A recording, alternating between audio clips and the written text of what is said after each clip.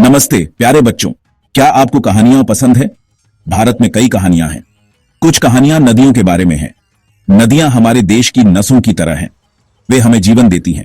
पीने का पानी, फसलों के लिए पानी, जानवरों के लिए पानी। चलिए इन अद्भुत नदियों के बारे में सीखते हैं। नदियां लंबी बहती सड़कों की तरह होती हैं।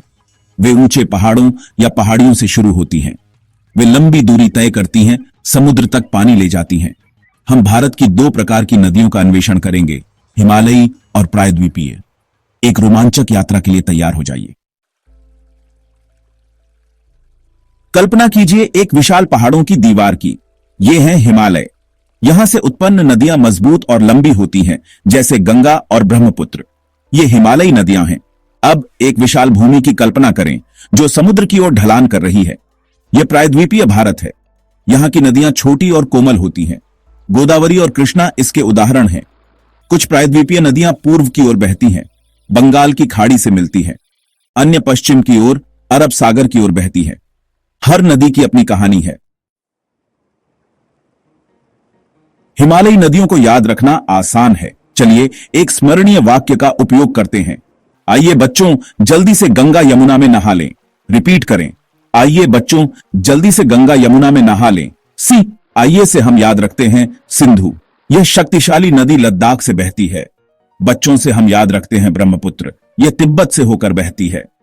जल्दी से हम याद रखते हैं झेलम। यह नदी अपनी सुंदरता के लिए जानी जाती है। से हम याद रखते हैं सतलुज। यह पहाड़ों को काटते हुए गहरी घाटियां बनाती है। गंगा से हम याद रखते हैं गंगा, हिंदुओं के लिए सबसे पवित्र नदी। यमुना से हम याद रखते हैं यमुना, गंगा की सबसे बड़ी सहायक नदी दिल्ली के पास बहती है। में से हम याद रखते हैं मेघना। यह नदी बांग्लादेश में ब्रह्मपुत्र से मिलती है। यह सब हमें हिमालय की बर्फ से ढकी चोटियों की याद दिलाता है, जहां से ये नदियां उत्पन्न होती हैं, तथा ये हमें इन नदियों की लंबी यात्रा की याद दिलाता है। क्या यह मजेदार नहीं है? अब आप हिमालयी नदियों के बारे में अपने ज्ञान से सभी को प्रभावित कर सकते हैं। चलो दक्षिण की ओर बढ़ते हैं और प्रायद्वीपीय नदियों की ओर बढ़ते हैं। याद रखें, कुछ पूर्व की ओर बहती हैं और कुछ पश्चिम की ओर। पश्चिम की ओर बहने वाली नदियां एक स्वादिष्ट व्यंजन की कल्पना करें। नर्मदा, ताप्ती, खट्टा मीठा। दोबारा रिपीट करें, नर्मदा, ताप्ती, खट्टा मीठा। नर्मदा से याद रखें नर्मदा नदी। यह नदी पवित्र मानी जाती है। ताप्ती से टपी नदी याद रखें। यह एक दरार घाटी से होकर बहती है, जो एक अनूठी भौगोलिक विशेषता है। खट्टा मीठा हमें अरब सागर की याद दिलाता है, जो खारा और मीठा दोनों हो सकता है। पूर्व की ओर बहने वाली नदियां एक मोर के नाचने की कल्पना करें। मयूर नाचे गोद में कृष्णा। रिपीट, मयूर नाचे गोद में कृष्णा। मयूर का मतलब है महानदी। यह नदी ओडिशा के लिए महत्वपूर्ण है। नाचे शब्द हमें नदियों के बंगाल की खाड़ी की ओर नाचने की याद दिलाता है।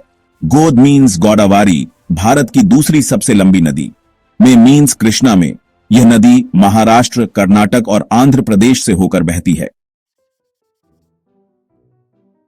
नदियों को याद रखना आपकी बारी। अब अपनी आंखें बंद करें और स्मरणीय वाक्यों को याद करने की कोशिश करें। हिमालयी नदियां, आइए बच्चों, जल्दी से गंगा यमुना में नहा लें। पूर्व की ओर बहने वाली प्रायद्वीपीय नदियां, मयूर नाचे गोद में कृष्णा।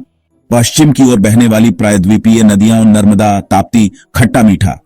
देखा, यह आसान और मजेदार है। आप अपनी खुद की स्मरणीय वाक्य भी बना सकते हैं ताकि नदियों को याद रखा जा सके। पानी का अन्वेषण कक्षा से परे। नदियों के बारे में सीखना यहां समाप्त नहीं होता। आप और भी अन्वेषण कर सकते हैं। भारत का नक्शा देखें, विभिन्न नदियों के रास्तों का पता लगाएं, किताबें और कहानियां पढ़ें, नदियों से जुड़ी मिथकों और किंवदंतियों की खोज करें। अपने शहर के पास की किसी नदी का दौरा करें, पानी के प्रवाह और उसके द्वारा समर्थित जीवन का अवलोकन करें। जितना अधिक आप अन्वेषण करेंगे, उतना ही आप हमारी नदियों के चमत्कार की सराहना करेंगे। हमारी नदियों का सम्मान एक साझा जिम्मेदारी। नदियां कीमती हैं, लेकिन वे प्रदूषण जैसी खतरों का सामना कर रही हैं। हमें उनकी रक्षा करनी चाहिए। नदियों में कचरा न फेंकें।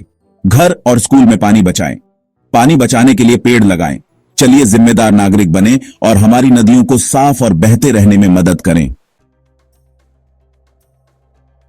निष्कर्ष, ज्ञान का प्रवाह जारी है। बधाई हो।